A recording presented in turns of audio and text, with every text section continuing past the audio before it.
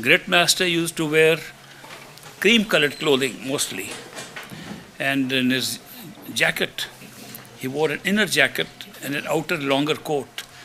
In the inner jacket was a small pocket in which he used to keep the money he used to get from his pension for work he had done in the military engineering service. In the outer pocket was the donations given by the Sangat for running of the Dera. And I remember very distinctly, because it touched me, that every time he went and bought that candy for me, he paid out of the inner pocket. How can I ever forget this? Though I was so small, he was carrying me in his arms. But some of these things touch you. In spite of these beautiful experiences with the great master, in spite of knowing him from 4 years, when I was 4 years old, when I was hearing the Shabad before I was ever got initiated, when at my birth, at 29 days age, he does like this to me and says, "Do you remember me?" This kind of background should have created a disciple of great faith. But as soon as I went to college, I was a skeptic. I disbelieved everything that I had seen and experienced. My mind came in the way and said, "You have never had a chance to see if what he's telling you is true or not." You became a disciple because your father was a disciple. And your father, of course, he was a genuine disciple because he studied philosophy. He asked the same metaphysical questions in his philosophy class as a student when the professors could not answer. And he found out that the master lives in the Dera and went there, and master answered his metaphysical questions. He knew that he had found the right teacher. He went back and told his professors, "I found the right professor." He didn't say, "I found a master." "I found a professor." He had done his homework before he found the master. I did no homework. I was skeptical. Supposing I was born in the home of a Catholic Christian, I would have believed Jesus is my only Savior, that he is the only beloved Son who ever came upon the earth. How could I believe in any other master? If I was born in the house of a Muslim who believed in Islam, and he said Prophet Muhammad is the only last prophet, nothing else is real here, I would be saying, "La ilaha illallah Muhammad Rasulullah," like all of them were saying. Indeed, might surprise some of my friends, I got baptized. I got christened into other denominations of Christianity. I got converted to Islam. I tried out every religion. For 8 years, I was an investigator and a researcher. I said, I am not going to accept what this man with the white beard is saying. No matter how beautiful the beard is, no matter how profound his message is, because I have not tested it myself. He had initiated me, and I was still investigating. While initiating me, I remember his words very clearly. He said, "What I am giving you," he said to the whole group that was being initiated. He just made me sit as a 9.5-year-old child in front of him. He said, "What I am giving you, I have got from my master Baba Jaimal Singh. It has worked for me. I hope what I give you will work for you. If you find something better that works better, go and take it. Don't come to me for my permission. Permission granted in advance." That means he left it open for me and all others to search for something better. And I searched for something better. Indeed, I am telling you today, I am still searching for something better, even today. If today I find something better than what he gave me, I'll take it.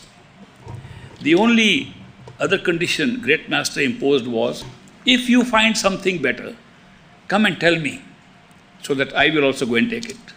These are Great Master's words. A person who is so open and is delivering his gifts without condition. He's not binding you down. He's not saying you belong to my group and therefore you can't leave me, that you are now wedded to me. That is infidelity to leave me and find something Nothing of the sort. He said, what I am giving you, it worked for me. You try it out. If it works for you, use it. If it doesn't, give it up. If you find something better, take it. I love that openness. Because later on, I found so many swamis, gurus, teachers, who all tied their disciples down as if it was wrong. It was immoral to leave them and to go and study anybody else. It looked like cults to me. They are all cults to me that bind you down, work through fear of leaving. And I said, this is not at all what Great Master taught. So that's why, after several years of investigation, I got back to him, and then only I meditated seriously with love and devotion. The rest was mechanical meditation, which yields nothing. If you mechanically meditate and just say 2.5 hours and keep on looking at the watch every few minutes, you're not meditating on the spiritual teacher of yours, you are meditating on your watch. So many people meditate on their clocks because they want to complete their 2.5 hours. And that is not the meditation at all. If you start getting the joy and bliss of good meditation, 2.5 hours will pass like 2.5 minutes. And if you are not getting that, 10 minutes will look like 2.5 hours. You know it, many of you know it. I have known it. So therefore, I must tell you that the spiritual path that the Great Master taught is a very open one. It's not meant for any one group. It does not confine you to any one group. It's not meant for any one nationality. It's not meant for any gender. It's open to all human beings. It's open to all ages. From 5 years to 100 years, it's good enough for you. He initiated, half-initiated people, children 5 to 6 years old. He initiated old people who came to him. And people came from all over the world. No distinction was made. White people came, yellow people came, black people came. Every color was there. No distinction. So the example I am following is strictly that the spiritual path is for everybody. Whoever is ready will get it. There's also a little caveat to that don't try to persuade somebody to come on the path. You can persuade him to study things, various things. But you need not persuade a seeker to come on the path. He will come on the path because of his seeking, not because of your persuasion. If you find somebody interested in the path, if he asks you some questions, give him the answers. Don't try to change him. If his time is right, he will be found by a perfect living master at the right time. The seeking alone pulls a perfect living master into our life. And therefore, there is no need to worry about spreading the message, giving a wide coverage to it. In the path of the great master, there is no such thing. Masters do not come for that. There are too many other people who are trying, missionaries are coming to have their missions. They have their own desire to spread the message wide. They are doing it. Let them do it. Perfect living masters come to pick up their marked souls. They all have their list of marked souls.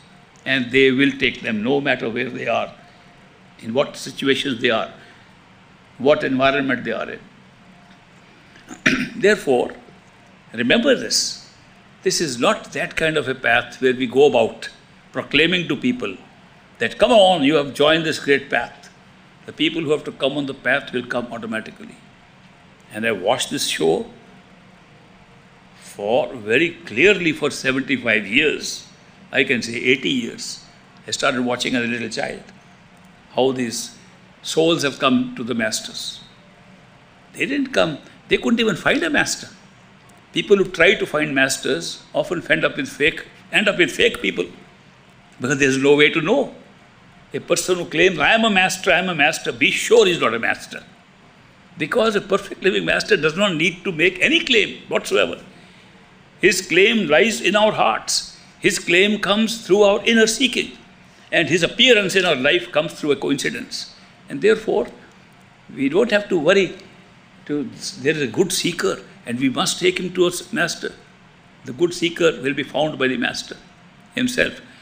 If the master cannot find his seeker, if he cannot find who is waiting for him, he is not a perfect living master.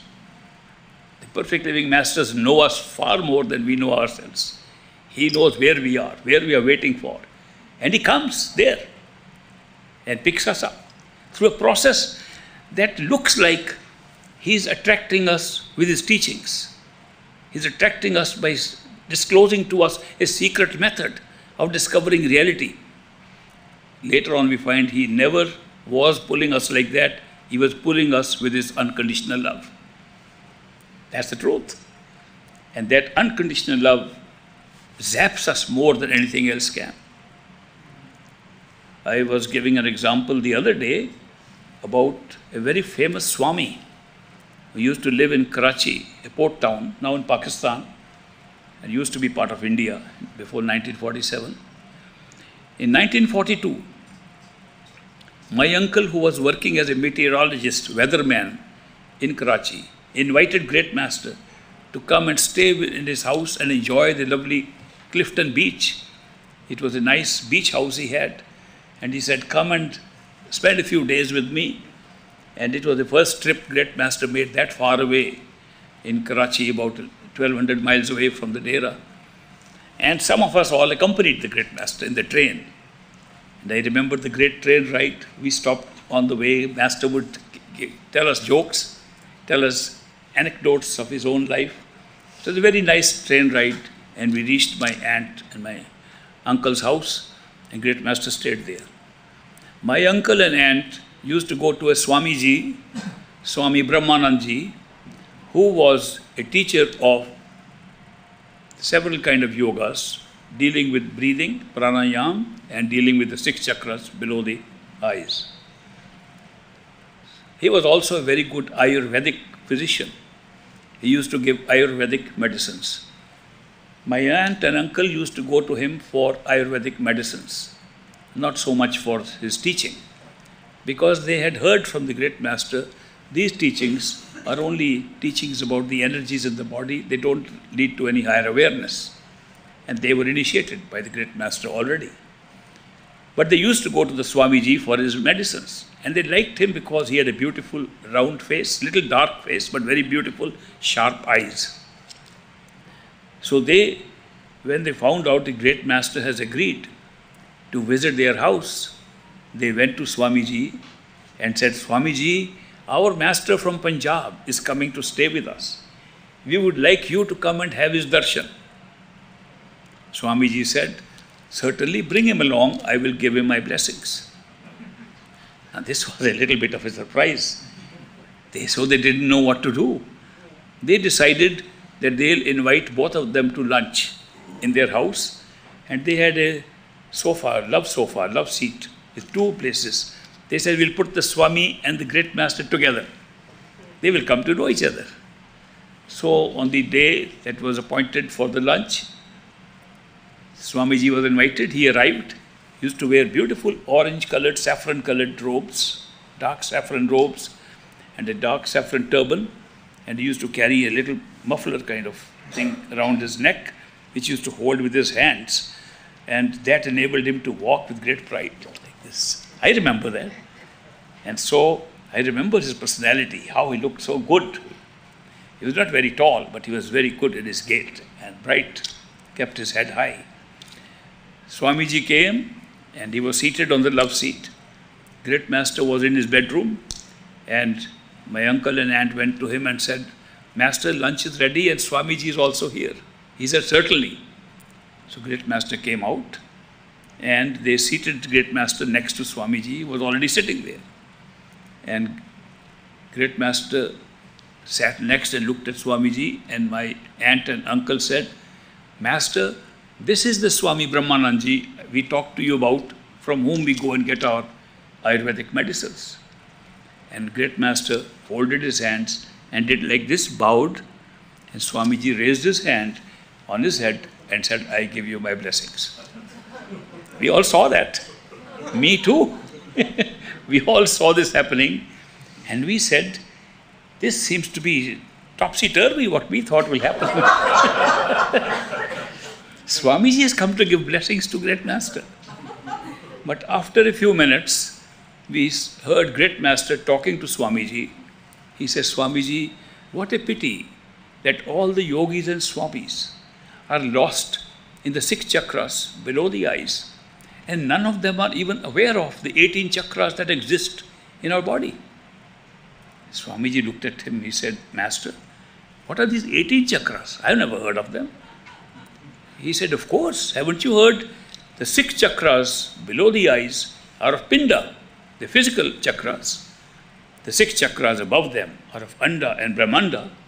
And the 6 chakras above that is of Sachkhanda, our true home. Haven't you heard of these 18 chakras? He said, Master, forgive me. This is the first time I'm hearing of 18 chakras. Can you, in Hindi he said, Visthar se aap aur samjhaiye. That means, can you give more details about these 18 chakras? And the Great Master said, you know, we are here for a short time. If you come to the Dera in Vyas, I will give you more information. And there the matter ended. Swami said, next day I couldn't sleep all night. I was thinking what those 18 chakras are. How come I never heard of it? How come I never practiced anything that gave me information about 18 chakras? He called my uncle and aunt. He said, I am too confused with what your master said. I have decided to go to the Dera. Next day he announced to all his congregation, I am winding up my show here. This ashram is closed. And I am going, anybody else wants to come, you can come along. If you want to disperse and find other yogis, you can go ahead. I am leaving. I must go and find out from that white bearded man what those 18 chakras meant. So he came to the Dera. When he arrived, Great Master was informed, Swami Brahmanand Ji has arrived. He said, put him in the best guest house in the Dera. Serve him the best food you can prepare for him. Put a couple of servants to serve him day and night. And he is at liberty to come and see me 24 hours of the day. So Swamiji was very struck with his great hospitality. And he said he should test out if he really meant it. In the middle of the night, midnight, he gets up and goes to the house of the Great Master and knocks on the door. I have come, I am Swami Brahmanand, come to see the Great Master. Instructions were already there with the doorman. If Swamiji comes, Great Master should be awakened any time of the day or night. Great Master was awakened. And he got up and said, Swamiji, what can I do for you? He said, just came to pay my respects to you. Because you said you can come any time. I said, let's see, midnight may be good time. For you, there is no midnight. He said, no, but I do sleep at night. But that's all right. You can awaken me. I am not a Swami, so I do sleep at night. I get up early morning, but I sleep. Swami said, thank you very much for the time you have given me. When satsang was held and Great Master gave his discourses, he said, Swamiji must sit next to me on the dais, on the high platform. So Swamiji sat next to Great Master. And Great Master gave a discourse. Swamiji sitting just next to him on his left side. He said, all these yogis and swamis are caught up in these 6 chakras. They have no idea about the 18 chakras. They don't know what Brahman is. How can they know where their home is? How can they go to Sachkhand when they don't even have knowledge? And Swami is looking like this. After a couple of days, Swamiji says, Master, I have a problem. And Great Master says, yes, Swamiji, what is your problem? My problem is when you give discourse, I am sitting next to you, I have to turn my neck like this, and I am having some pain in the neck. And Great Master says, I also noticed that. I think it is better that you sit in front. So there from the stage, he comes down, and a chair is placed for the Swamiji. Then, since the dais was high, the chair was placed right below. The Swami had to look up like this. So, after a few days, he complains. He says, Master, I have a little problem. Now, Swamiji, what is your problem? My problem is that when I sit on the floor, I have to really raise my neck like this. I am having a pain in my neck. And Great Master said, I also noticed that. I think you should sit way back from where you don't have to bend your neck. So he was put 25 lines behind the rest of the crowd. His chair was placed there. After a few days, he complains. He says, Master, I have a problem. Great Master says, now what is your problem, Swamiji? He says, I sit on a chair. People are sitting on the ground. They can't see you. I feel very guilty. Great Master says, oh, I also noticed that. Remove his chair. Let him sit with the other people. To cut the story short, he was like any ordinary satsangi, standing in line to wait and go and see the Master, sitting like everybody else. And he was given a small room to practice his Ayurvedic medicines, which he brought with him. And I used to practice a little bit of homeopathic remedies in those days. So we had next to each other. So I would sit with him, comparing notes. And one day he told me, he says, this guru of yours is a great diplomat.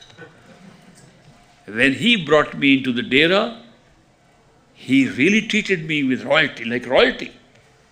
And he gave me so much, boosted my ego so much. I said, this is a great place to be in. Today, I wait in line just to have an interview with him, just to have his darshan. I wait just like anybody else. Had I known on day one I'll have to sit like this, I would never have stayed here. I would have gone back. But this Master is so clever. He put me through that. And now when I've fallen in love with him, he's put me in anywhere else to wait for him. So therefore, he has zapped me with his love. I can't go anywhere. I said, that's the method of all perfect living masters. That you think that you are gone for a different thing, and you end up finding that you are zapped by the unconditional love of a master.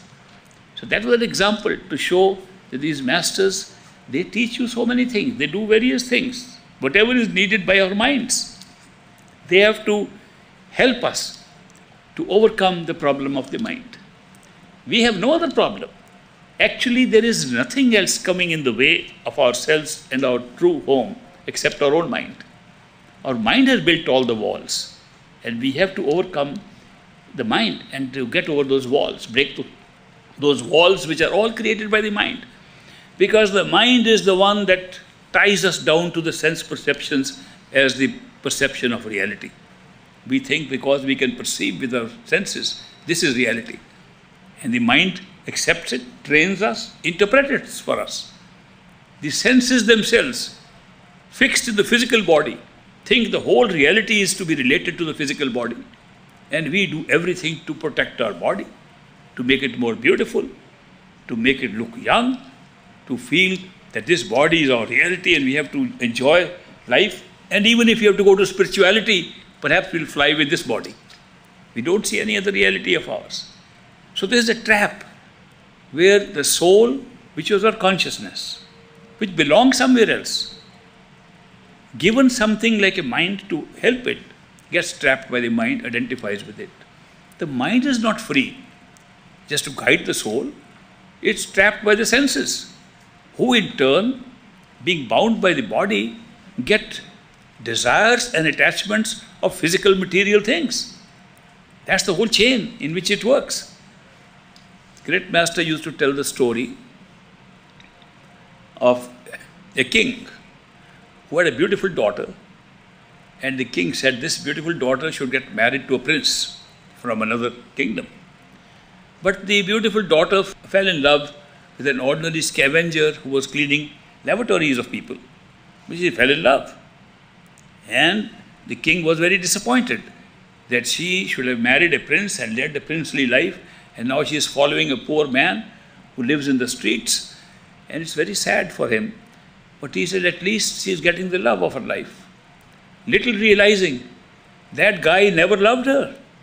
He took her as his wife, but he was continuously wasting his time going to 5 prostitutes of the city. One prostitute would pull him down, another would pull him. 5 prostitutes dragged him. The life of the princess was in that dire distress. It's our story. Our soul is that princess. Our creator is that king. The king has created this individuated soul so it can enjoy the beauty of spirituality and a spiritual home. And we fell in love with the mind. The mind is that street guy. And the mind doesn't love the soul. The mind doesn't even serve the soul. The mind is serving these 5 prostitutes, which are the 5 senses. through which we experience this world. And we are now being dragged along by their mind. It doesn't care for us, cares for desires and attachments created by these sense perceptions. This is our story. And therefore, the king is so dissatisfied with the situation, he wants to come back and take the soul back, take the daughter back. And that is why the creator of this whole show, in the form of a perfect living master, comes here and says, I'll take the souls who are suffering here because of the mind and senses and the body, I'll take them back home. And that is really the true nature and true function of a perfect living master. So I am giving you this introduction to show you, first of all, that the perfect living masters do not come and create any religion. They do not come and create any spiritual groups. They do not come for any particular set of people. They do not come for any nation. They come for everybody. They come for every seeker, no matter where he is. They do not set up any cults. They do not set up anything that you should be afraid of leaving. They do not bind you down to anything. They say this is a method of experimentation. Do it and you will succeed. Their method is experiential. It is not a debate. It's not that you debate what is real, what is not real. They say you can debate with the philosophers. Here, if you want to get real thing, have experience. It's an experiential thing. If you merely read and hear discourses, it is not the spiritual path. But if you follow the instructions that are given in the books and given by the masters in their discourses, you are on the spiritual path. The spiritual path is practical. Now, I would like you, those of you who are willing, to join me in a few exercises so that we can know what it means to go within, at least have some idea how to meditate. And I tell you, it doesn't matter how you have been meditating in the past. So long as you have been meditating behind the eyes and not into the chakras, you'll find this exercise useful. And if you have been meditating with pranayama and breath work below your eyes, you will still be able to see where you need to pull up and not get dragged down by the previous experiences of the lower chakras. So it can be a useful exercise. So those of you who would like can join me now. And the first exercise, which I call the orange juice experiment, is designed to teach us how to use our attention at will, wherever we like to put it. With our free will, we can use attention to be placed anywhere, because the whole secret of meditation is to concentrate your attention at a point behind the eyes. And before we reach that, I'm just going to show you how the attention can move anywhere that you like. The experiment consists of this, that you imagine that your body is made of glass. It's a glass vessel, empty inside, and you fill it up by your imagination with orange juice, right from the toes of your feet, right up to the top of your head. And then check it out from top to bottom with your attention that the body is full of orange juice. Then in the body, in your fingertips are valves. When you press them, the valves open and the juice can flow out. If you leave them, the valve closes and the juice doesn't drop out. Same way you have valves in the toes of your feet. When you press the toes, the juice flows out. When you don't press, the juice stays in. So once you have imagined that you are filled up with orange juice, I will from time to time give you instructions how to use these valves and lower the level of the orange juice to different levels. And then at the end, we will clean up the whole body and refresh it without the orange juice. So, any question at this time? You understand what I have been saying? No, it's just a practice in using attention, nothing else. All right, close your eyes. Sit in a comfortable position on your chairs or on the ground, wherever you are, in such a way that you are not too comfortable to go to sleep during the exercise, but not too uncomfortable that your attention stays in the discomfort. Just comfortable, relaxed. Now imagine that your body is made of glass and is empty inside. with your imagination, start filling it up with orange juice, starting from the toes and the feet and the legs and the torso, and go all the way up to your face, head, and right to the top of your head. Also fill up your arms and hands with the orange juice. And make sure that the orange juice has gone everywhere. If you need to shake any part of the body, do it very gently to make sure the orange juice goes in and no part of the body is left empty. Fill it right to the top of your head.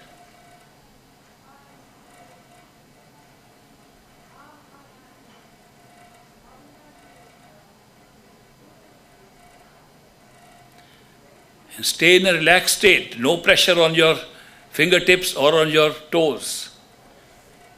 So the orange juice stays inside the body, right to the top of the head.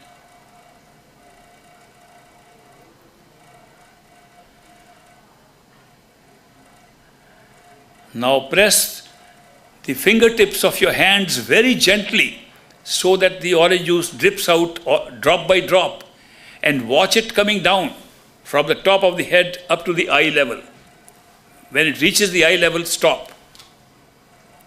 Very slowly, gently watch the eye, watch it falling to the eye level. Very slowly bring it down to the eye level. When the orange juice comes to the eye level, stop. Don't press fingers anymore. Check it out that the head is empty and the orange juice is at the eye level.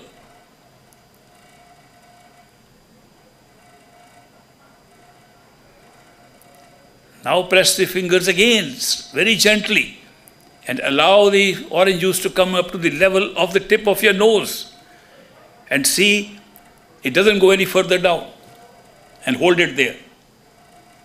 Hold it, control it.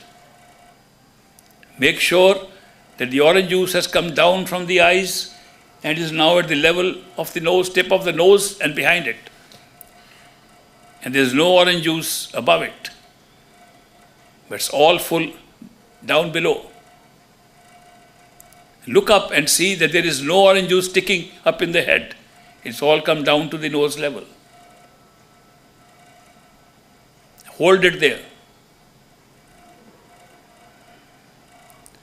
Now press the fingers again, very gently, drop by drop, allow the orange juice to come out. When it drops to the level of your mouth, your lips, hold it there. Hold.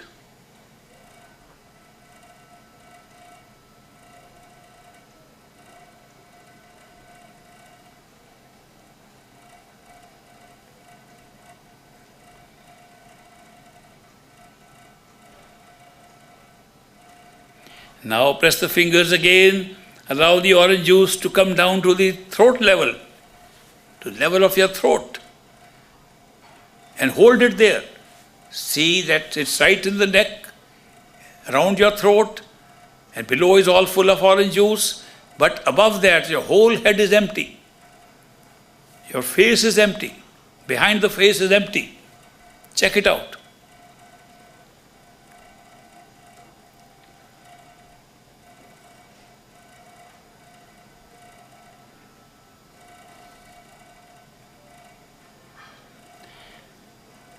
Now press the fingers of the right hand only and allow the orange juice to go out from the right arm. And when it comes down to the level of the heart, stop there and see that the right arm is also empty.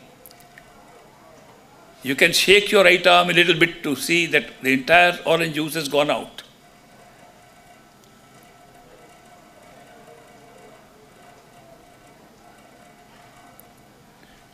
Now press the fingers of the left hand and allow the orange juice from the left arm to go out. You can do a little faster now. Let the juice go out.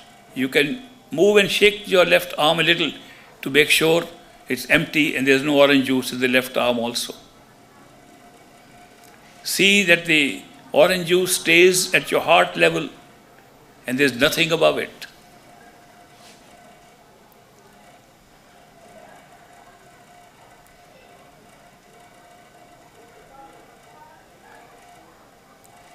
Now press gently the toes of your feet and allow the orange juice to escape from the feet, very slowly and gently, till you allow it to come to the level of your navel, middle of your abdomen, and hold it there.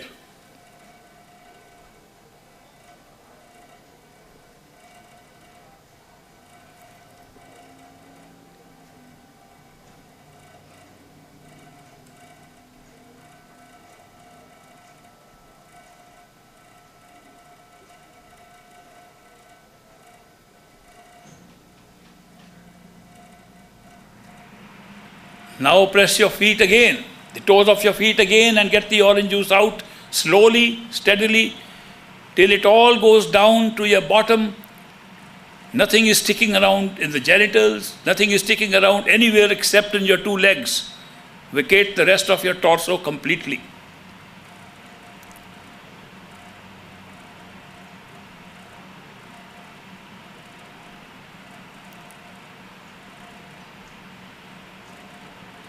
Now press the toes of your right foot only and allow the orange juice to flow out of your right leg.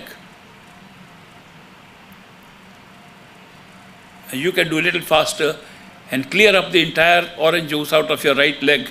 Shake the leg a little to see there is no orange juice there. Now press the toes of the left foot and allow all the orange juice to go out from the left foot and from the left leg completely.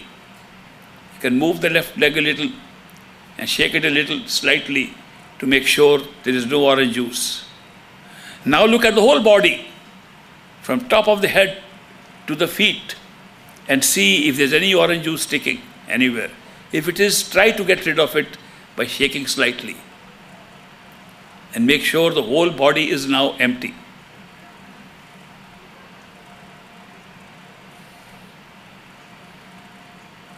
Now keep your eyes closed till I count 5, and then you open them.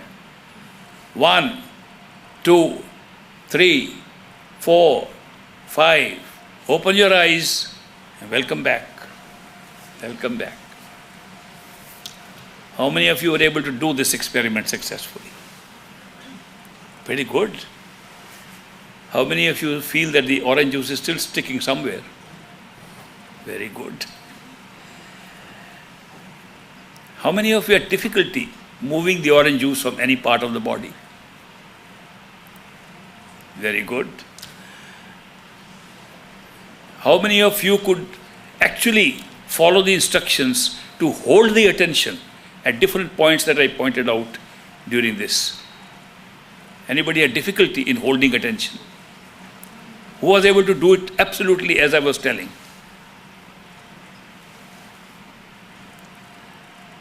How many of you enjoyed the experiment?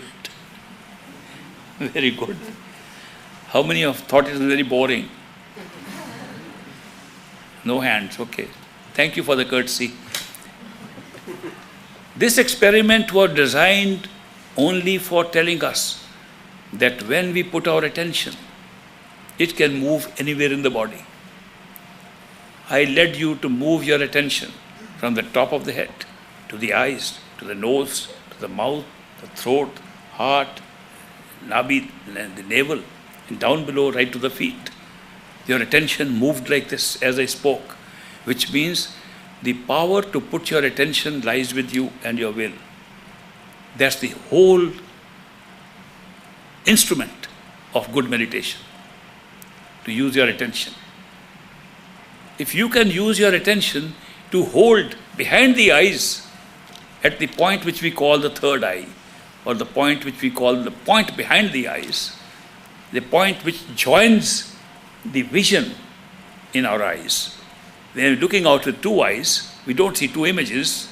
The two eyes combine the images and give a three-dimensional effect to us. While the effect outside is three-dimensional, what about inside? Where are we looking from? We can't say we're looking on the left or the right. Where are we actually looking when the combination takes place between the right and the left eye? We are looking from the point of our notional point of consciousness, which is behind the two eyes and just in the center of the two. Just slightly behind and in the center. And that is the point from where we believe we are thinking. In the wakeful state, that's where we believe is our consciousness. That's where we believe our life stream is flowing out from. That's where the life is flowing into the whole body from, and therefore the whole world. That is the point to meditate. And that's the point where attention will have to be drawn. And we'll do that in a little while. Before doing that, I'd like to do another experiment, just to show the independence of the sense perceptions from the perception through the body. In this experiment, we will assume that the body is a house. It's our home. It has several floors. And there are floors 1, 2, 3, 4, 5, 6. That the floor behind the eyes is the sixth floor of the house. There are steps that lead up to the house. And there is an elevator behind. Along the spine, on the back, is an elevator. You can climb on the elevator, you can go down, up and down, and we can also go by steps to different levels. But we are already at the sixth floor. So we'll hold ourselves at the sixth floor and not go down, but arrange to decorate the place where we are sitting in the sixth floor. We see the darkness around us. We can hang bright curtains. He can put some colorful things around. He can have a decoration done the way we like, make it a pretty place to sit in. Then we can pick up an imaginary chair, put in the center on that floor, on the sixth floor, sit on the chair, and then we can have a little side table like this one. On the side table, we can put a vase or a vase of flowers, and then we can put some snacks and little drink for us. All imaginary. We have to just use our imagination to be there behind the eyes. We have to use our imagination to decorate the place. We have to use our imagination to have a chair and a table. And we have to use our imagination to place something to eat and something to drink and some flowers to look at and have the fragrance on the side. That's all that's required. Then you follow my instructions after that. Close your eyes. Look upon your body as a house in which you have 6 floors, and you are sitting on the 6th floor behind the eyes. There is some open space. Some people can see a small closed space. Some people can see a big garden there. Doesn't matter how big the place is. You are in the center. If there are any walls, very good. If there are no walls, doesn't matter. You just decorate the place. Put in a nice carpet if you want, a nice rug, but don't make it any lower than your eye level. Don't go below the eyes. Stay behind the eyes and put a nice carpet, beautiful chair in the center of the room, and go plump, sit on it. And then look at the table on your side. On the right side, you have a table, and see you have a vase of flowers, and that you have some snack sitting on a plate, and you have a drink in a glass. Imagine it's a beautiful place, you just decorated it.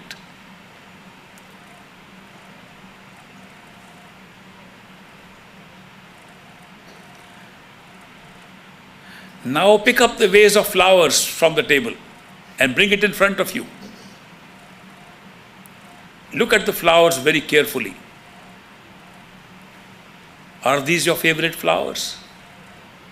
Have you seen them before? Look at the color of the flowers. Look at the shape of the flowers. Carefully watch. Are the flowers changing their shape and color while you're watching it? Are these familiar flowers or are they different? What is the difference? Watch carefully the flowers. Bring the flowers close to your nose and smell the fragrance of the flowers. Take a deep breath and smell it. And see if the fragrance is familiar to you. Have you had that experience of the scent before? Is it something new? Is it something that you remember? Now pull the flowers back and look at them again. Are they still the same flowers? Did they undergo any change? Wash them carefully. Now put the vase of flowers back on the table. Pick up your drink. in the cup and look at the drink first. What color is it? What does it look like? Bring it close to you. Does it have a fragrance?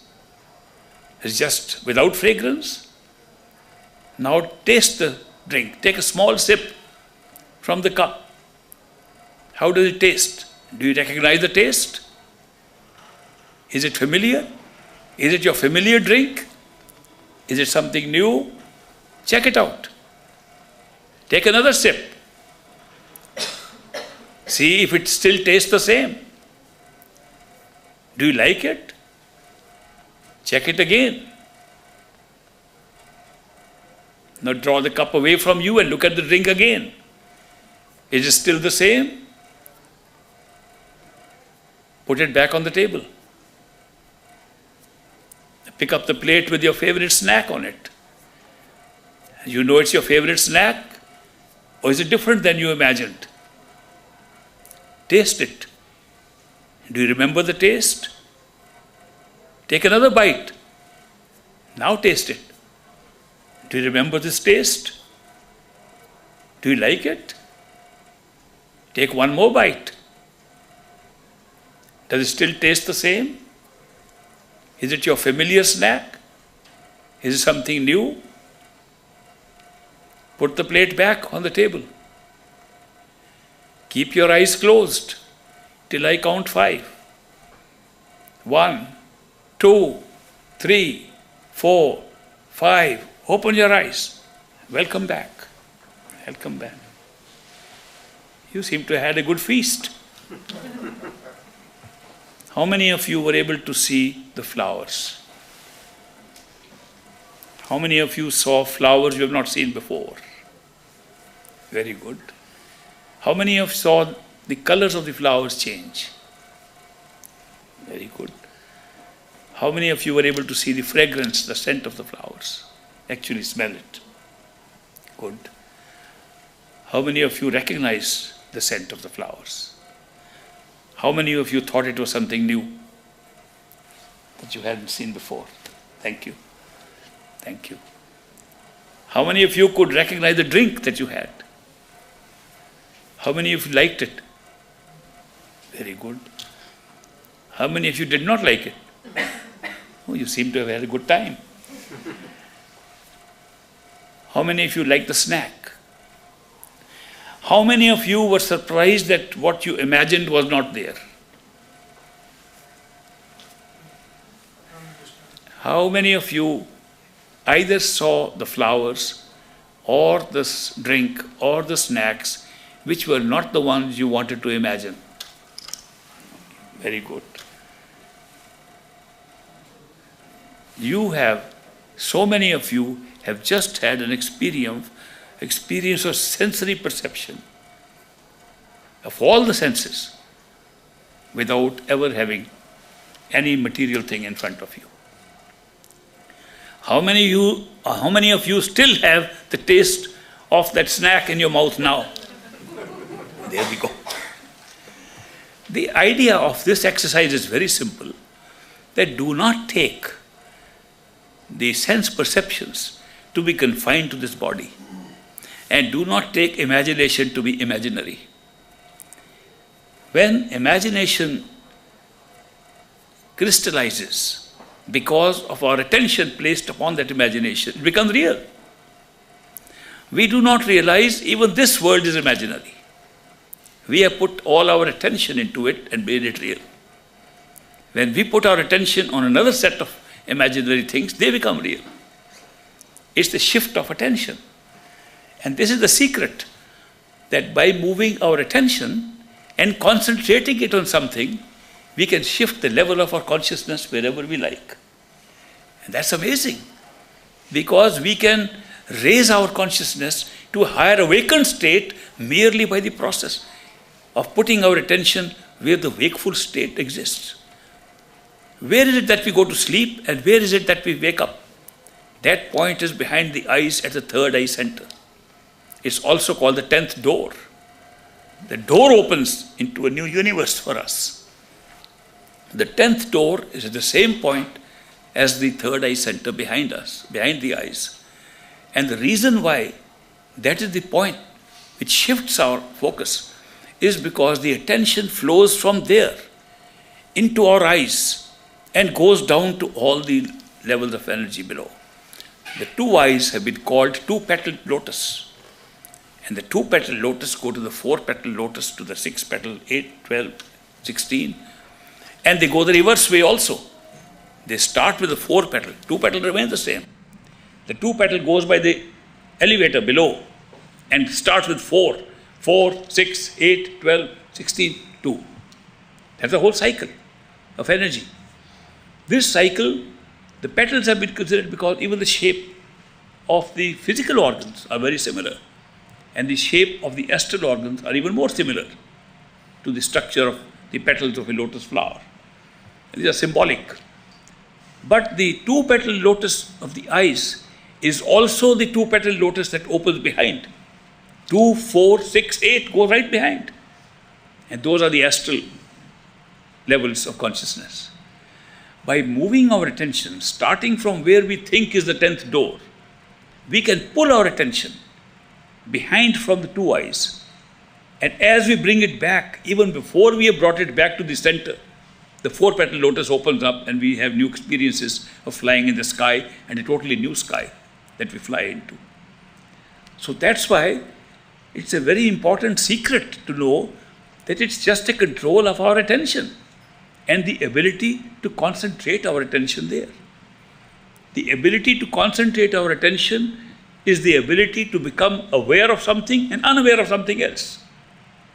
If we did not concentrate our attention, if I concentrate my attention on the top of this cane in my hand and looked at the top of the cane and looked at it and looked at it and thought of nothing else but the top of the cane, the rest of the cane will disappear. I won't see it, nor will I see any one of you. The concentration of attention can wipe out an external experience other than where you are concentrating your attention. You can have a very simple experience. You go to an orchestra. You go and see an opera where a lot of drums and instruments are playing, and you want to concentrate on one item. That becomes louder and louder, and the rest can't be heard. It's just the power of concentration of attention. It's the same power that is used in meditation. And when we sit behind the eyes, where I told you to have the 6th floor, and we sit there and think of nothing else but being there, we create the process of withdrawal of attention. It is quite different from all other systems of attention we have been using in this world, which is to focus attention on something away from ourselves. Even if we want to look at something, it is focusing attention, taking it from the third eye center to that point. Even if we want to think of an image of ourselves inside our head, it's still taking our attention away from ourselves, out into the image that we are creating. So don't create an image of yourself sitting there. That's not you. If you think you are a little fellow sitting up there behind the eyes, you are a little person sitting behind the eye, that little person is an image you are making. You are the one looking at it, which is still behind that. So therefore, sometimes we make a mistake thinking that being behind the eyes means make a little miniature image of yourself and think there you are sitting. And who is looking at that? Who is looking at that image? You. That's where you're supposed to be, not with the images. And surprisingly, you will find if you try out, that image which you think is inside your head is actually outside. And I'll tell you how. You close your eyes and you have the image there, and you bring your hands up to your eyes, and you will find that the hands will cross the image before they reach the eyes. You think you're making the image inside the head. You are making the image in the darkness in front of you, not in the head. And therefore, the image is not where you are. You are where you are looking at the image. Therefore, when you say, let us concentrate our attention on being behind the eyes, it has to be a feeling we are there, that we are there, and we're looking around what is happening. And the concentration of attention is on being there where you are behind the eyes, and not try to force yourself. Secondly, there should be no strain at all on the head when you're doing this. You're not trying to look with these eyes at all. It's purely imaginary. Supposing I were to tell you, imagine you are standing here next to me. And you can all imagine you are standing here. It's imagination. Imagination is you have just walked and you are standing there. If you're standing here, there's no strain on your head, on your eyes, anywhere. Because you are using a different faculty of imagination and not the faculty of any physical organ at all. In the same way, you have to imagine that you're sitting in a house, in a hall, in a room that is above your head, and you are there. When you are able to figure out that you are there, and you put your attention on being there and no other exercise, you will find you'll be very close to the 10th door. Lights will come up, experience will come up just by being there. Even if you do nothing else. Even if you just pull your attention back, withdraw your attention to that point, you get spiritual experiences straight away. So therefore, it looks very complicated. Actually, it's very simple. It's difficult, but simple. It becomes difficult because we are so used to putting our attention outside. That's what's making it difficult. We are used to putting attention outside all the time. And this is the reverse of that. So if you feel you are right behind the eyes, I would like you to do that exercise now. An exercise of being behind the eyes and thinking of your beloved. Because ultimately, the thing that will pull you on the spiritual path will be your feeling of love and devotion for the one you love. And since the most unconditional love comes from a master, from a perfect living master, he is a very useful beloved for meditation. If there is no other purpose served by a perfect living master, his unconditional love becomes a great advantage to us in meditation, because then we can place ourselves, and where we are, we can look at the master, we can talk to the master, we can express our love to the master, we can do our meditation, we can do our repetition, we can listen to the sound, we can do everything we want, but all in the presence, in the feeling of one who loves us and whose love is drawing our love for him. And that's a very big experience. So please try this next experiment by being behind the eyes. I would have led you to many experiments if we were doing a meditation workshop. But this is a short course. You see, this is the briefest course. That in a short time, I want you to have some experience that by being behind the eyes, full of love and devotion for somebody you love. If you have no master, whoever you love, put that beloved in here and express your love the best way you can. And you will see how quickly your attention is gathered to that place and open the 10th door. Close your eyes. Now you have to sit in a position where your body is comfortable, but not so comfortable as to make you go to sleep, and yet not so uncomfortable that your attention is drawn to the aches and pains of the body because it's uncomfortable. This via media is the best asana, the best posture for doing meditation. Close your eyes, get into that shape. Remember how to imagine that you are on the 6th floor in your head behind the eyes. No strain to be put on the eyes, no strain on the head, no headache to be brought out like this. Only relax, completely relaxed in the back of your eyes. Imagine you are there. And imagine your beloved comes up. What would you like to say? How do you feel?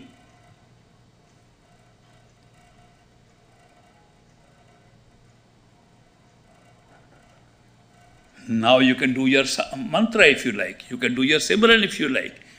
You can hear the sound if you like. You can do anything so long as you are there in the center of your head. And don't move from there. If you see any images, see them from a distance. See from the center. Do not move forward. If you hear any sounds, do not lean either way to hear the sound. Stay in the center. Let the sound come to you. Any image come, let the image come, float in front of you and go away. You do not move from the center. Stay in the center.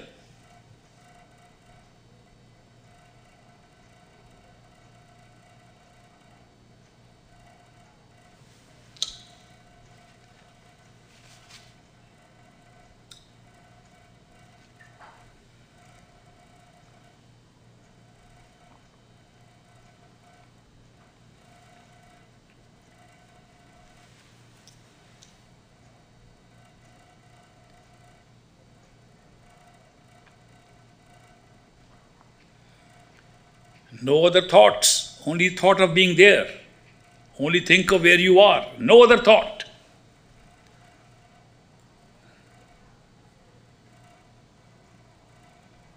Just look around where you are. Don't try to remember anything else, just being there.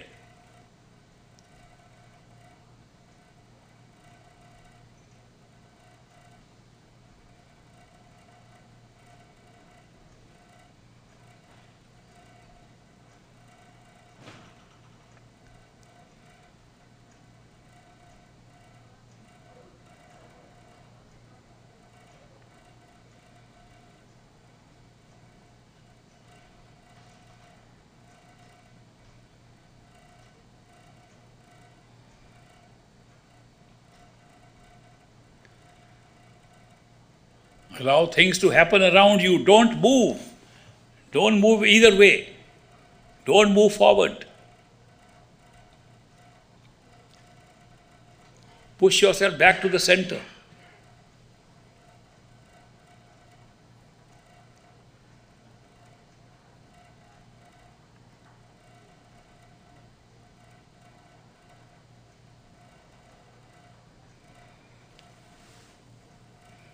See the colors, see the lights, whatever comes in front, don't move towards it. Hear the sounds and the music, don't follow it. Stay in the center. Hear from a distance.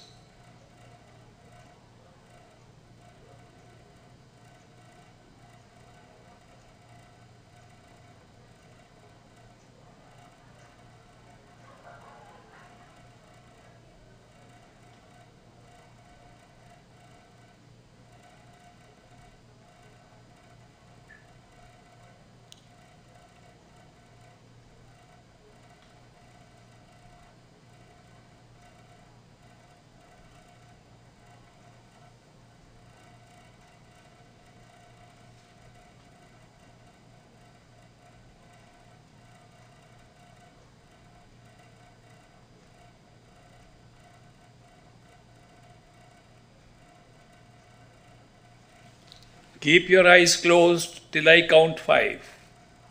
1, 2, 3, 4, 5. Open your eyes. Welcome back. Welcome back.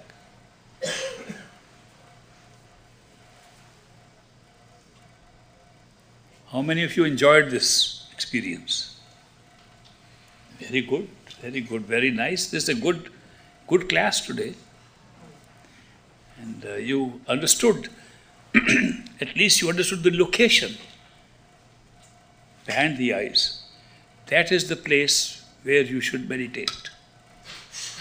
If you want to do meditation, the place to do meditation is behind the eyes in your head.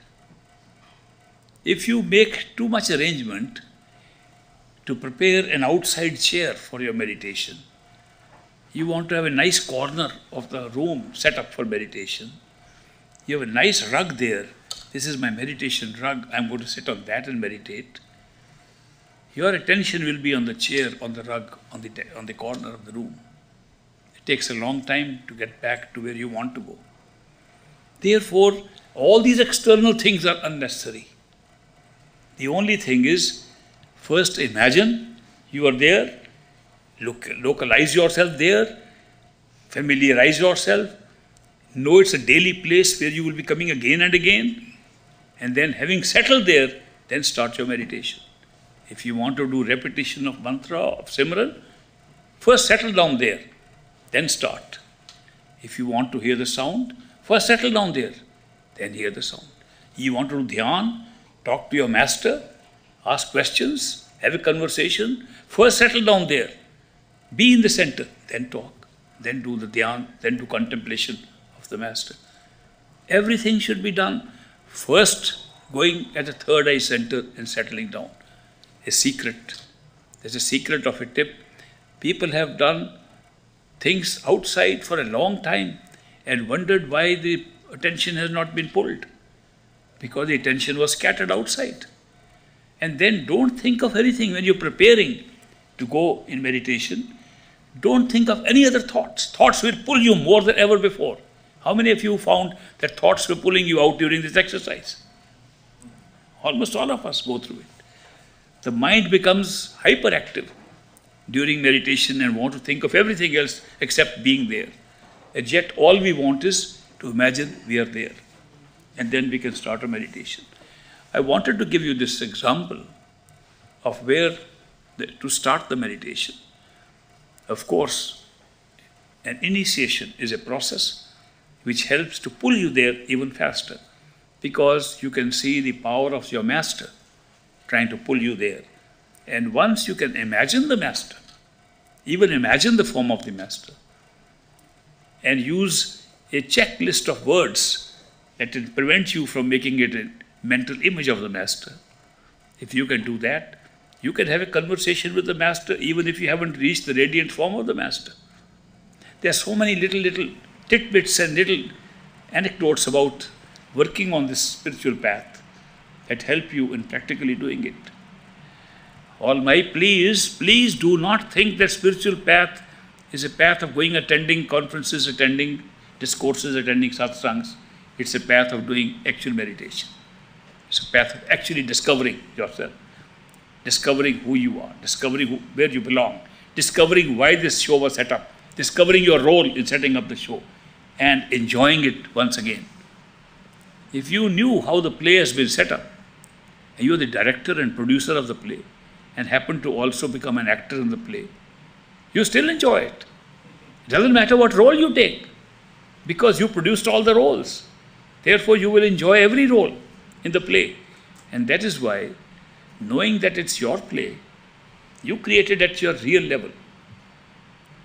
Therefore, when people say, we want to have God realization, they do not realize that God realization and total self-realization are the same thing. That nothing is outside of God. If a person says, I went and saw God, it's impossible. You must be speaking of a God who you have created. Your mind has created a God and you're looking at it and saying, I've seen God. Because if the real creator is the God, the only way to experience the real creator would be to become the real creator. Because nothing can be outside of it. If you are outside and looking at something, it cannot be total. And your own reality is totality of consciousness, not separateness. Nothing is separate from it. Therefore, if you find that you want to search for God, find self. When you have found yourself, find the origin of the self, the totality of the self. You will find there was no difference between that totality and God. But meanwhile, while on the journey, you can set up any number of gods. A man says, I can see God. I know he made it up. Not only he made it up, his mind made it up. The mind can make it very easily.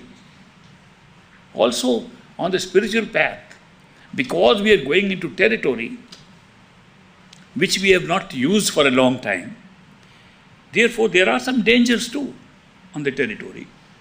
We can go astray. We can go into areas which exist in the higher consciousness but not so pleasant. And therefore, it is always good to go with the guidance of one who has already gone there. People say, what kind of master should we find? And my answer is very simple.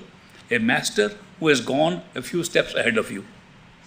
He'll take you on those few steps. Then you will find a master who takes you a few steps more. But you can't say, I won't move till I find a master who takes me to destination. Because you haven't gone anywhere. And you can be just spending your time evaluating people, evaluating persons, and saying who has gone where, when you have no idea what going anywhere means, and then you are stuck where you are. Therefore, any teacher, any master, any guru, any swami, any yogi, anybody who teaches you how to go within and has himself gone within is a good teacher, is worthwhile. When you are ready for more, you will get more, automatically because of your seeking. If you are an earnest seeker of your final destination, a perfect living master will definitely come into your life. I've watched this all my life happening to people and seekers all over the world. It's not confined to any particular area. So that's why I gave you these few little exercises as a sampling of what lies on a spiritual path, a sampling of the real nature of our body, of our sense perceptions. That the sense perceptions are just the astral body. There is no astral body. The sense perceptions create the body. The perceptions create this world in the physical plane. The perceptions create the astral body when we don't have the physical body. And the thoughts and the concepts, ideas, the movement of thoughts in the head creates the causal body. There's no causal body. Mind and causal body are the same. We call them bodies. It's easy to understand for us. Otherwise, these functions of consciousness create these different forms. It's the function of consciousness when in the material body to contain within a material world all the reality it wants to look for. If we were not in a physical body, the physical world doesn't exist. It looks different. Therefore, the world we create around ourselves is of the same nature as our own body that we contain ourselves in. So we contain ourselves in a form, and everything outside the form becomes creation for us. We have contained ourselves in the physical body. The physical world is a reality for us. You contain yourself in something else, that will become reality. The process of creating reality is the same. The process is a projection of experience from consciousness and then receiving the same experience back as a recipient. You are the projector and the receiver. What projects? Consciousness. What receives? Consciousness. Therefore, the truth is that the whole show is of consciousness. And eventually you find that what you call God, creator, ultimate creator, is nothing but the totality, single totality of consciousness. And the whole show is taking place within that. There's nothing outside to be created. So it's a great dreamer, a non-physical, non-astral, non-spatial, non-time level of consciousness which creates all conscious experiences within itself and projects them as if they are being created way, way outside into vast spaces and vast distances and time. So this is all happening there. But this is not something I'm saying from any book. I'm saying go and test it out. Check it out if I'm real or not. If I'm wrong, come and tell me. I'll admit it. If you think this is not the reality I'm speaking of, I'm standing here to be corrected anytime. Let somebody else go and say, I found something else. I'll go with him and check it out. I'm only sharing what the great master's method of exploring the reality within you teaches you. And I have compared notes with all other forms of introspection, all other forms of studying the reality, all other forms of studying what the soul is and where our spirits are. And nothing compares with this, either in the description or in the actual progress that you go through as experience, nor is there anything else less arduous than this one. I have seen yogis, I have worked with the yogis during my 8 years of skepticism. I have worked with them, done all kinds of headstands, done all kinds of strange asanas. I have drunk all kinds of strange herbs and so on. I have drunk sand as part of food to lower my passion. I have done all that. Here is a method from perfect living masters. It requires none of that. They say, lead your normal life. Lead your normal domestic life. Go and get married, pay your karma, have children, do this, get your jobs, do everything that you're doing in the world, but keep your anchor your attention inside, you will find the truth. What could be simpler? And then they teach you the simplest method, which is to be drawn inside by the power of the sound current. But I'll talk to you about that tomorrow. Okay? Now we'll have some small time for questions and answers. And you can ask a question on whatever we have been talking about, whatever we have been doing now, or a question on anything else which we have not talked about. If that is coming into your mind, that this was not the subject today, but the question is bothering me, please come up with that. Okay? So there's a free for all question and answer period. And if you don't have a question, you can give an answer. You can give a comment. You can tell me more. Be equally good. Yes. If you are initiated by a perfect living master and he has given you the Simran, the words of Simran to repeat, you can practice visualizing the master while you are repeating those words at the same time. Then you can, if you have practiced repeating the words by habit, and the words keep on working by habit, you can talk on top of the words and question and get questions from the master. From your imaginary master, he'll become a real master and give you answers. So the first requirement is to make the repetition of words a habit. And once it is habit, the mind will automatically constantly repeat it. When the words are being repeated, the mind cannot make an imaginary master. Therefore, when you imagine a master, it's not imaginary if the words are being repeated. And then you can talk to the master. It can come in the form of a voice, it can come in the form of a form, an image, it can come in the form of your own thought, it can come in the form of a coincidence when you open your eyes, something outside. It can come in the form of a book you open and the answer will be there. Okay. It can come in the form of you driving your car and seeing a hoarding outside. It can come in the form of a friend coming and talking to you. You get surprised. Why is he talking of this subject? Okay. We'll have a great party. We'll have a great party. I'm already planning a party on 21st of December 2012. Because it's the end of an old era and a new one is starting. When a new era starts, new time starts, it's a nice time to celebrate. Wouldn't you like to celebrate? Yes. Me too. And therefore, I saw a nice cartoon that the Mayan ruler has asked his sculptor to have a big stone and write out all the years. And he's written out all the years. When it comes to 2012, he says, Master, there is no more space. He says, leave it there, people will be mystified. He was right. Don't worry, nothing is happening. I'm already putting my engagements into 2013. Yes, please. If you are seeing yourself sitting on the chair, you're not sitting on the chair. You are the one who is seeing the chair and you sitting there. Push back. Be the one who is looking at the chair. And then feel you are in the chair, not you are looking at the chair. Okay? Yes, you can have prophetic dreams. Let me tell you a little bit more about dreams now that you have raised this question. The dreams are of several kinds. Some dreams are monocolor dreams.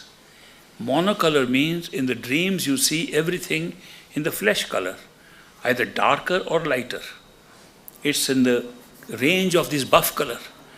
And you may not notice, now you will notice after my telling you, that the dreams that you mostly have, which are a continuation of your thoughts of the day, continuation of your activity of the day, are normally in a monocolor. You will not see blue and yellow in those green. They are not colored like that. And those are just a continuation of your thought process and be projected as dreams. They really mean nothing much. They only mean that your mind is still thinking of the same things it was thinking when you were awake. Then there are colored dreams, in which you can see blue and yellow colors and very sharp colors, And those are dreams that pick up a lot of elements from the sub-astral and astral levels. And those dreams can sometimes contain information about the future. And you can have prophetic dreams which show you something that's still to happen, then it happens.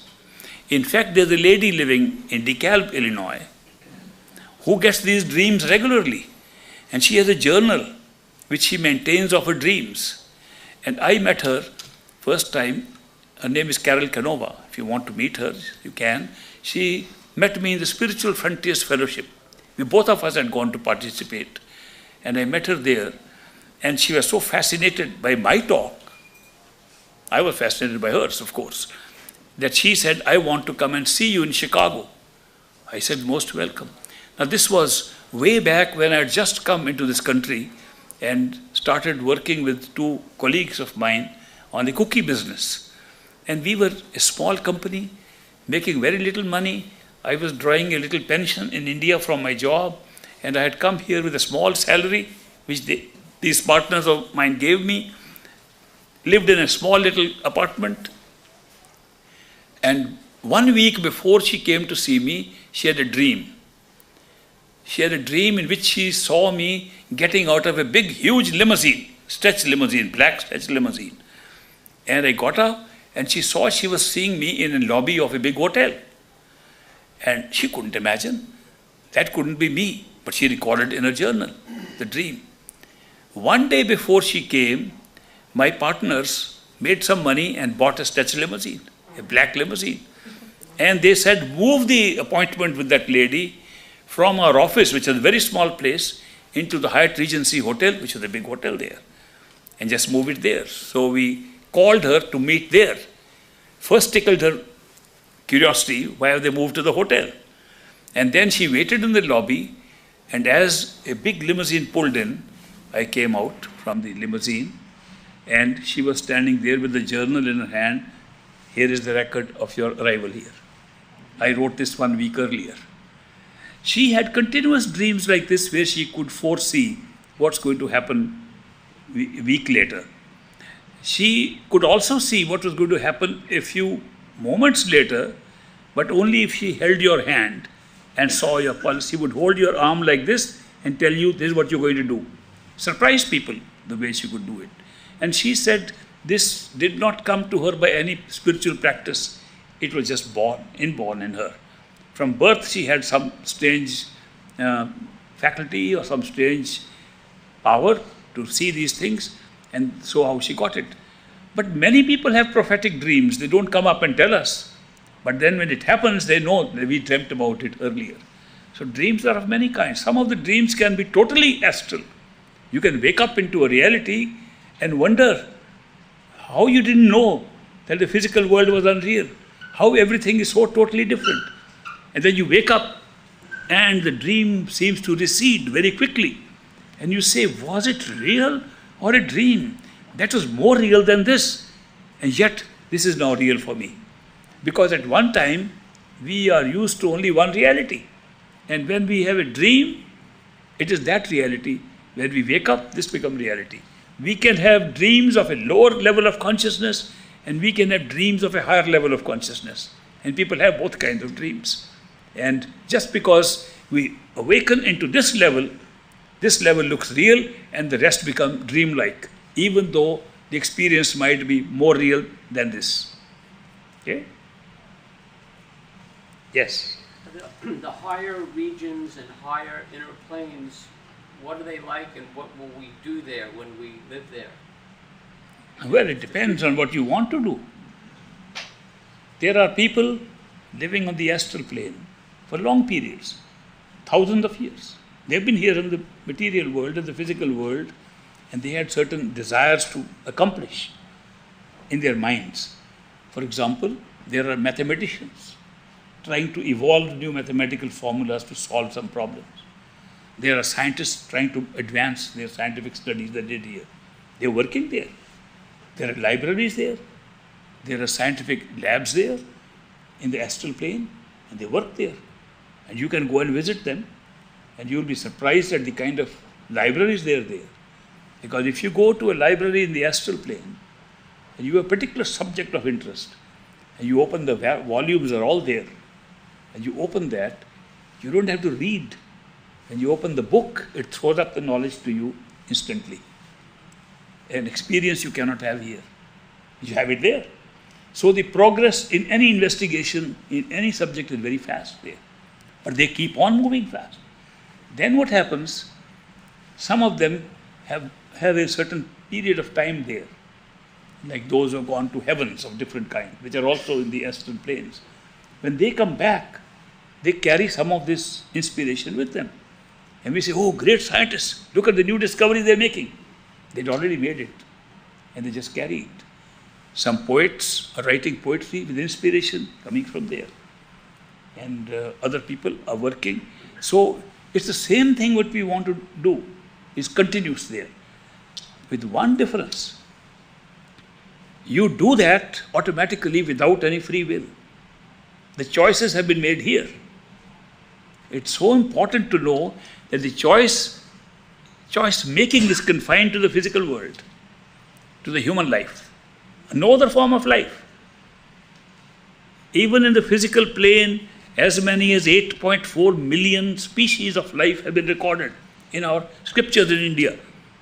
Out of that, 5.4 million of species are in the vegetable kingdom, plants. In the last set of 400,000, does a human being come in as one. And the remaining are angels, gods, rulers of heavens, those universes are all included in that list. But only 1 out of 8.4 million, the human being, has the experience of free will. And therefore, it's this free will that sets up a motion of what you will have experiences elsewhere. So, supposing your free will says, I want to study this, you follow up with that later on, and it's automatic that you keep on following very successfully over there. You have other desires, those desires are fulfilled the same way. But I need not talk of all the desires of human beings right now. We all know how many desires we have, how many attachments we have. Okay?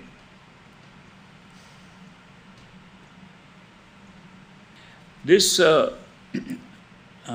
meeting and these functions are being organized by a non-profit organization called the Institute for the Study of Human Awareness. It was set up long ago. It has been responsible for most of my travels, most of my engagements in different places. My work is totally free. There's no charge for attending any of my functions, workshops, lectures, or anything. It's always free. But they have some logistical cost to meet, hiring places and so on, serving food to people. And they depend only on voluntary donations. There is no fee. They don't charge any fee, but they only have voluntary donations. And those of you who want to give donations should know where to give it. Don't put into anybody's pocket. Give it and get a receipt, because these are tax-deductible donations. And the persons who can receive them on behalf of the Institute for the Study of Human Awareness, or ISHA for short, ISHA. If you want to buy any of the books that ISHA publishes, they can give you. A recording of all those old things. I remember many years ago, in the 80s, I appeared in some closed-circuit television programs, which I thought had been done by a person who's now dead, who produced those. I didn't know they even existed. And suddenly one day he's showing me on the screen in Bruce scenes from that. He produced on my 85th birthday a collection of scenes from there. Of course, in the scenes that he has shown, what's it called, the 85th birthday, right? It's on YouTube? It is. There's a YouTube saying 85th birthday. And in that 85th birthday, I said, who's this man? He's showing a young man with black hair, looking far more handsome than I ever was. And he said, that's you, talking in the 80s. And then he's made small snippets of several of those scenes from wherever he has collected them from and put them together.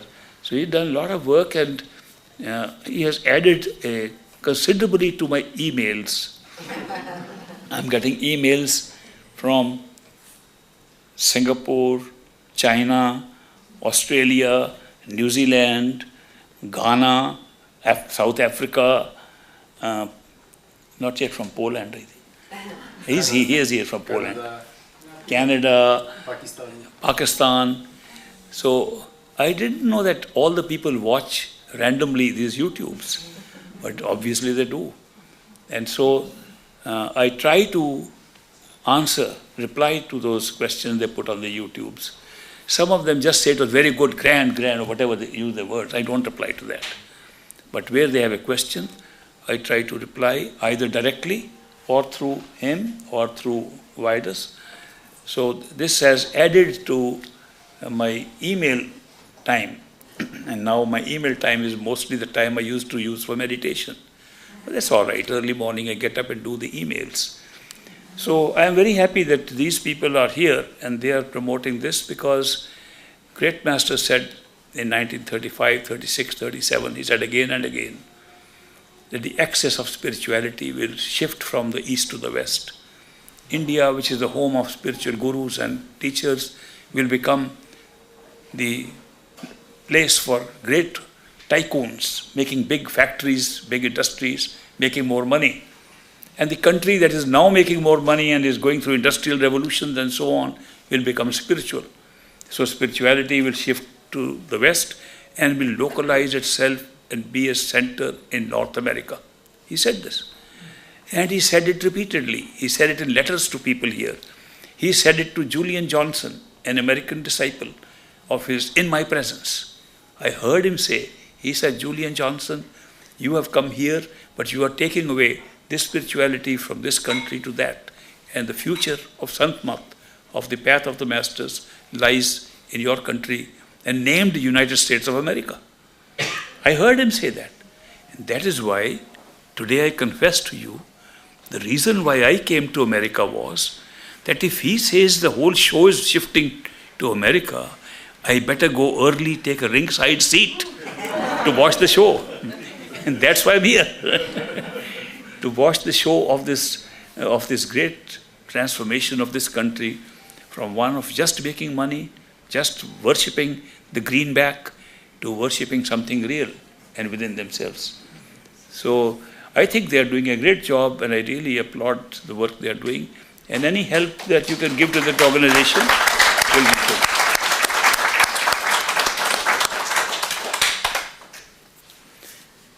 If there are no more, there was another question somebody was asking. No, not after he left the body, while he was in the body. Okay. Yes, of course. I was convinced about 6 years before he left the body. My last question to him about an internal experience was in 1942. And after that, after we returned from Karachi, from Swami Brahmanandji, that I remember distinctly was my last question about explaining an inner experience. I never had to ask him another question, either when he was alive or after now. He gave me all the answers in advance. Today I'm answering everybody's questions. I'm saying ask any question. I wouldn't be able to say that if he didn't pre-pack me, so I can be a good parrot. Since he had manifested himself in me before he passed away. So he was my companion ever since, even before he died in his physical body. So he has never left me, even till today, even till this moment, even till this very second. He doesn't leave. So therefore, I have never been alone. I have been always on top of the world. People have asked me, how are you doing? Top of the world. Steady answer. Steady answer for the last 50, 60 years. It's not a small period. You know, if I was a young person claiming things or talking about these things, people could question me, where are you talking from? Where's your experience? I am talking toward the end of my life. I'm talking at 85 plus. When you're 85 plus, you've lived through your life. You've gone through life. You've gone through everything. I've gone through the pangs of growing up. I've gone through childhood. I've gone through the problems of teenagers. I've gone through the problems of doubt and fear. I've gone through the problems of not understanding. I've gone through the problems of maturity and being immature. And I've gone through the problems of being young, I've gone through the problem of finding jobs, gone through the problem of running great big jobs with the government, outside the government, in business. I've done all that. And I retired, I've enjoyed retirement. I've gone through the period of retirement and working again and again. And I've gone through following the instructions of the great master to do any kind of seva he gives me. He gave me different kind of seva at different time. When I was very small, he gave me seva which I can never forget, of fanning him. I had a big fan. It was the same size I was. And I would say, no, I want to do it. The big people were holding the fan because there was no electric power, no fans, electric fans. So we used to just fan with the hand. And I remember doing this, what a wonderful feeling it was, that we are fanning a man we believed was God in human form, sitting there. And therefore, that seva was great. Today, I want to serve all of you as a sevadar. I'm not doing seva for you, I'm doing for my master. And I think it's the same kind of seva as fanning. Seva is seva. It doesn't matter what it is. So whenever you get a chance to do seva, it's a great thing. Great master said once that meditation promises you results in the future. Seva is a cash transaction. You will get benefits straight away. And I said, that's amazing. Why not substitute a little meditation with seva? So I found that seva of all kinds is good. Of course, seva with money is the easiest. You can write a check and give a donation. You can give some money donation. It's very easy. Seva with the body is a little more difficult. Sometimes when you do seva with the body, it can level you down and your ego can get crunched in that. Because you have to do sometimes menial seva. If you have to, so many gurus are there who say, come and first wipe the floors, do this work on the floors. And people who have been sitting up in high chairs, they say, what kind of spirituality is that? But they are just teaching you not to rely so much on your ego which is coming in your way. So seva helps you in that. And the third seva of doing meditation as an offering to the Guru is the most difficult, but the most valuable. So if you do meditation not to get something, but you do meditation as an offering, as a seva to your master, it gives you the best results. So seva is great. And any opportunity one can get to do seva for a master, there is nothing like it. And that's why I recommend everybody should do seva. So far as the seva with money is concerned, it's been recommended for a long time that tithes were 1/10 of your net income you give to charity. Even I recommend that. I don't say which charity, any charity. If you give 1/10, you are doing your seva with money. It's good enough. And with your body work, do voluntary work. At least 1/10 of your time in a week. Do some voluntary work, serve somebody. If you can serve a master, nothing like it. If you can't serve a master but can serve his disciples, nothing like it. But if you can't find either of them, just do any service, any voluntary service to people is good enough. With mind, give 1/10 of your time. The 24 hours, 1/10 is about 2.5 hours. Give 2.5 hours to meditation, to actual offering of your meditational concentration and sitting together, say, Master, this is my offering. So all these three sevas, if you do all three sevas, you're bound to get a great bounce upwards on the spiritual path. So therefore, I do recommend that we all understand the beauty and the value of service. Service to the Master, service to the disciples of the Master, service to humanity as a whole. Whichever you like. And you do it as an offering, not expecting a result from it. The moment you say, I am doing seva, what am I getting back for it? It's not seva anymore. It's a business transaction. Same thing is true about prayer. People pray and they want something in prayer. If you pray and wait for an answer, that's not called prayer. That's called correspondence. When you pray and tell what you are experiencing and leave it at that. Lord Krishna says there are 3 kinds of yogas that you can have. In the Bhagavad Gita, he is giving a discourse to Arjun on the battlefield of Kurukshetra, and he is giving the description of the 3 ways to attain spirituality, to spiritual truths. He says the first way, the most common way available to most common people, is to be a karma yogi and follow the yoga of action. And he defines the yoga of action as action without desire for reward. And he says, yoga karma sukaushalam.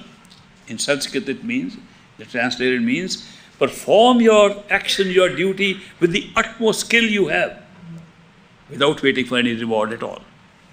Do not lessen your effort or your skill because you don't know what the reward is. Because if you look at the reward, that's not yoga. That's a business transaction of the ordinary kind. Therefore, perform your action with the utmost skill that you have, and then don't worry about the fruits thereof. And you will become a yogi. You will have union with the truth. He says the second way is Sankhya Yoga or Jnana Yoga, which means yoga of your mind's wisdom, of your mind's thoughts. That let your mind contemplate and say, how far can I go with my own mind? And let the mind strike its own top and say, this is my limit, I can't go beyond. The mind will strike its upper limit when it finds it cannot think of anything that is beyond time and space. It cannot think, it cannot create love by itself. It cannot create intuitive knowledge by itself. When the mind reaches that point, it gives up. When the mind gives up, your spirit soars and you become a Sankhya yogi, a Jnana yogi. You become a wise yogi. But he says the highest yoga is the bhakti yoga, the yoga of love and devotion. Because he says love and devotion take you above the mind. Therefore, if you can find a beloved who is already showing you unconditional love, fall at the feet of that beloved and show your utmost devotion, because the love and your devotion will take you to the highest form, higher than Sankhya Yoga or the Karma Yoga. This is what Krishna is teaching Arjuna in the Gita. And it's always true that if you want to do seva, don't do it for a fruit or result. Do it as service. Service without reward. The rewards will always come. But if the mind tries to play a trick, I tried a trick also once. I said, I am going to do service without reward. Now when will I get the answer to that? I know if I do it without thinking of a reward, reward will come. This kind of argument means I am defeating the argument in advance. It is almost like the man who found out that the effort does not work on the spiritual path. It's an effortless meditation. And effortless meditation does not mean that you struggle and do something. You relax and wait for things to happen. Show patience. Just sit inside and have patience. Say, I am patiently waiting for you. That's it. And don't make effort. So he wrote a letter, nice letter, that's how he discovered the beauty of effortless meditation. And he says, now I'm going to try very hard for effortless meditation. He undoes all the letter, the last line. So therefore, there are contradictions in our own mind. But when we do seva and hear these lessons which have been taught again and again, it helps us. And then we make spiritual progress. Okay? And I'll be very happy to share more of the teachings of the great master, Hazur Maharaj Baba Sawan Singh, great master, who really was a great master. He was great. I can vouch for that. My experience confirms that. And therefore, whatever he taught works. I can tell you that. Whatever I've been talking to you was his teaching, and it works. It's not theoretical. It's a very practical thing.